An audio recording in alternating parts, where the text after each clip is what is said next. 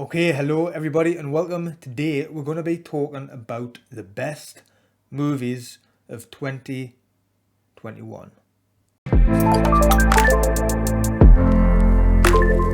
Now, there's plenty I haven't seen this year, so if you do recognise any that aren't on the list that I may not have seen, make sure you write in the comments down below and I'll be happy to hear some. Okay, so coming in at number 10 out of those that I have seen is Army of the Dead by Zack Snyder. It's not too late to go back. If you're gonna play the game, you gotta learn to play it right. Yeah, it's not great and it was a disappointment for sure. But it did have some good about it. I personally think people have crapped on it a little much. There's definitely things in there that are good. Like for instance, the action when it does happen, I think is really, really good. Some of the fights. Again, I like Dave Bautista in the main role. I thought he done really, really well. Yeah, the story and everything with his daughter is really quite far-fetched and unbelievable. But again, like the action is really good. And again, there's some great shots in there. I think the design of the zombies and like having the zombies like have a bit more to them. I do think it is worth a watch if you haven't seen it. Again, not fantastic, which it probably should have been, but definitely good elements in the film and worth that watch. So if you haven't seen it, I do recommend Army of the Dead on Netflix. So in at number 9 here, we've got Godzilla vs. Kong.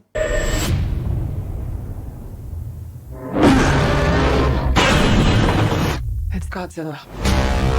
Again, I seem like I'm putting down my own list here, but again, this is why it's number 9, not higher up. Because again, it was just kind of disappointing. It should have been so much better than it was. You have Godzilla and Kong, two of the biggest, most popular monsters arguably ever, actually meeting and fighting, and you still focus on the human characters.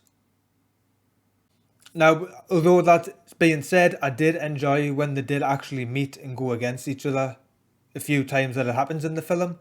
And again, it's beautifully done. Again, when Kong goes to Hollow Earth and everything, it's very cool and interesting. I would have liked to have spent more time there. And again, the battle at the end, fantastic, watching it on IMAX. So I did personally quite enjoy it, but again, it was just disappointing. And that's coming in at number 9. Okay, coming in number 8, we've got Free Guy. Maybe I do. Phew, this is scary. He's just resting. In pieces! That man is dead! He's so sleepy. Just a fun, turn off your brain movie. Ryan Reynolds is his usual quippy self, but again, he's just good at it. See, I did think some of the bits were a little bit daft, and I wasn't a huge fan of Taika Waititi in the film.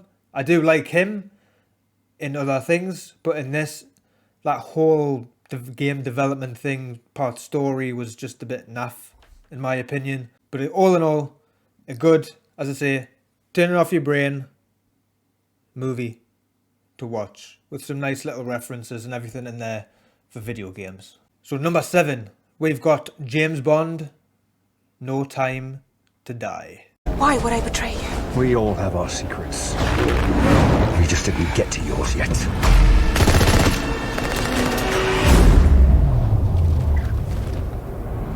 Now, I don't think this is Daniel Craig's best James Bond film. That for me is still Casino Royale. But I do think this one was actually quite good. Bit long, but still pretty good.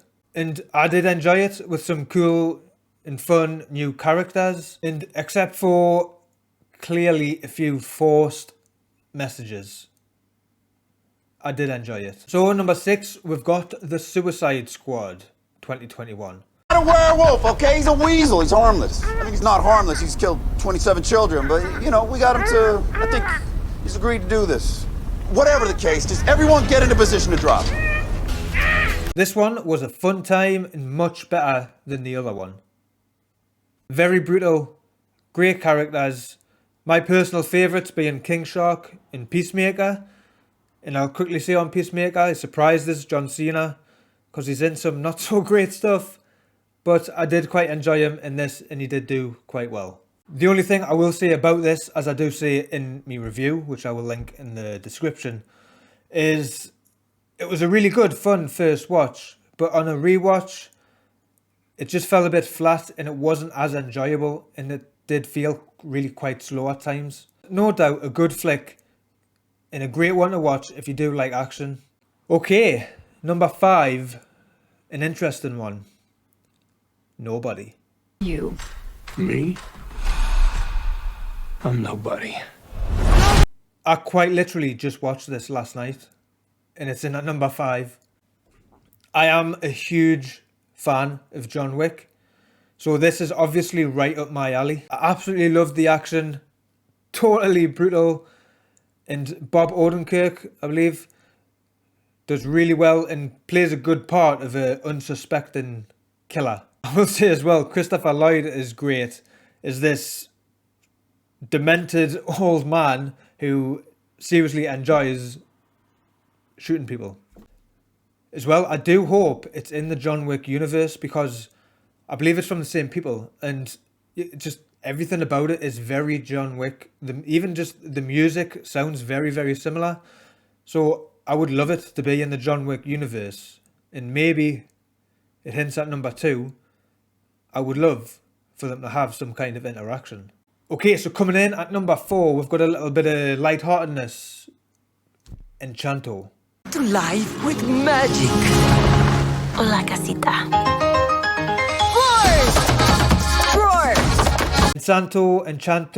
Encanto, I have no idea, but either way, this film is fantastic. Visual from Pixar, great animation, great story, great characters, great music. And close, number 3, we've got Zack Snyder's Justice League. I have turned worlds to dust. All of existence shall be mine.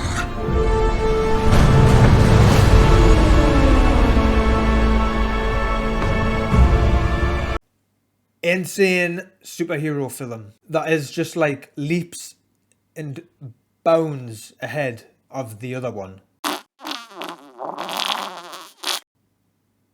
So happy we did finally get this after so long, and thank you to the people that were really pushing for it, because this one is, as I say, is just so much better than that other one. In Warner Brothers, I don't know what you're doing. And I don't think you know what you're doing either. This one should be the definitive Justice League. But I'm sure in fans' eyes it is. So number 2, we have Spiderman No Way Home.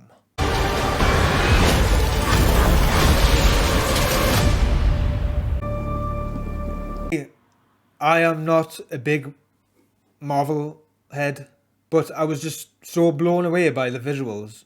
And again, some characters like Doctor Strange and things that just never really interested me. This film really did make us interest in the character. And just like what he can do is insane.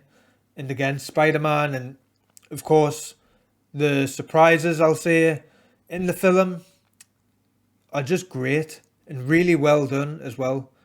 And it kind of, as well, it did just make us appreciate the Marvelverse a little bit more.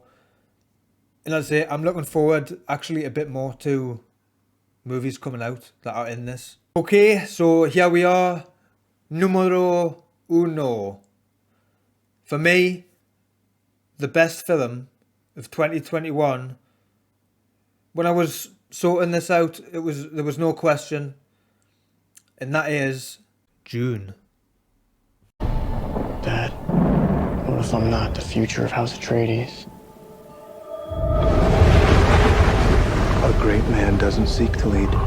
He's called to it. But if your answer is no, you'll still be the only thing I ever needed you to be. My son. I thoroughly enjoyed this film so much. Honestly, in a cinema, this was just absolutely brilliant. Again, it took us back to when I watched Blade Runner 2049 in the cinema, also by Denis Villeneuve. And it just swept us away into like another world with the mind-blowing, incredible visuals and the whole lore. And I'm very much hoping that this is another universe of films, kind of like Star Wars. We get like that, like we get more and more of it. And Denis Villeneuve is just an absolute master at these like sci-fi films like this. Insanely good, and I don't think there could be a better person for it.